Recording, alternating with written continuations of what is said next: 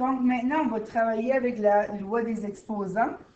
Donc, je vous rappelle ici les 6 lois des exposants, donc les 6 règles à maîtriser. Donc, ici, ce n'est pas tellement important de résoudre ou d'évaluer, mais c'est vraiment de simplifier et le plus possible avec un exposant positif. Donc, allons voir les 2 premiers exemples.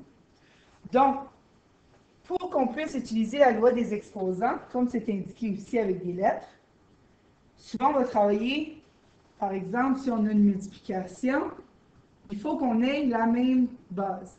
C'est la même chose pour une division.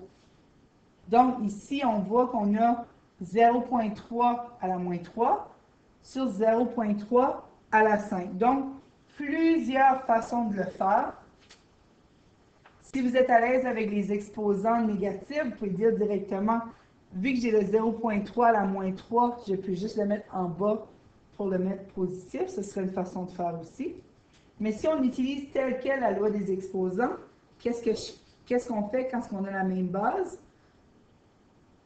Les exposants, on les soustrait. Donc, moins 3, moins 5 qui est l'exposant d'en bas. Faites attention, si l'exposant au dénominateur, ça veut dire en bas de la fraction, est négatif, on aurait moins 5 qui donnerait un plus. Donc, ici, on a 0,3 à la moins 8. Donc, ici, on va écrire 0,3 à la 8, parce qu'on veut un exposant toujours positif. Et ici, vraiment, si je le distribue, parce que le 1 à la 8, ça fait encore et toujours 1, ça va donner 0,3 à la 8. On va faire le même premier exemple d'une deuxième façon. Donc, vous choisirez la façon que vous préférez. Donc, le 0,3 à la moins 3, comme je l'ai déjà mentionné, on peut simplement dire, bon, si on oublie le 0,5 pour un petit moment, si on avait seulement le 0,3 à la moins 3, on pourrait le réécrire comme ça ici. Et encore plus loin, si on distribue notre 3, le 1 à la 3, ça ne change absolument rien. Donc, on aurait 0,3 à la 3. Qui serait où? Qui serait au dénominateur. Donc, allons rechercher ça ici. Donc, si je viens de réécrire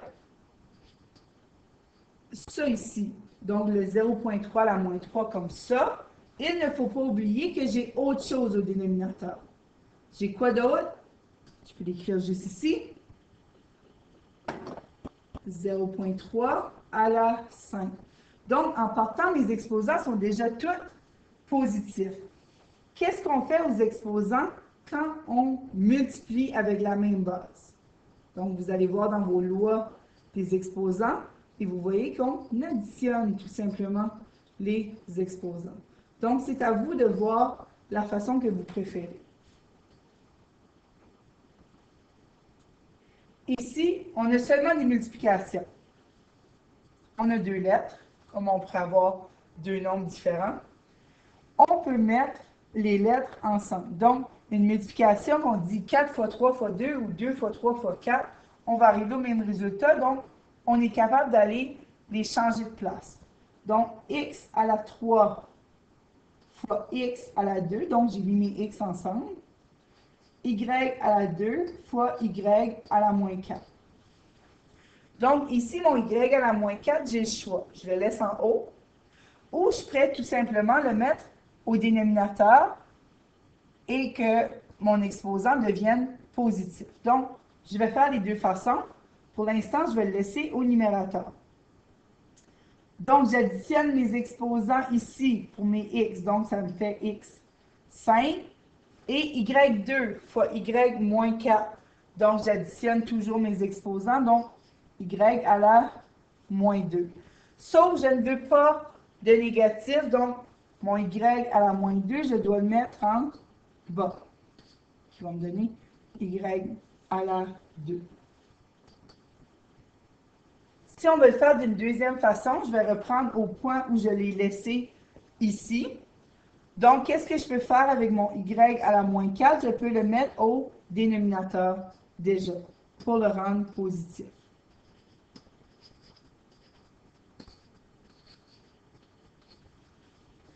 Donc, encore une fois, x à la 3 fois x à la 2, parce que je vous rappelle que x à la 3, c'est x fois x fois x, et x à la 2, c'est x fois x. Donc, c'est comme si je fais x fois lui-même 5 fois, et y2 sur y4.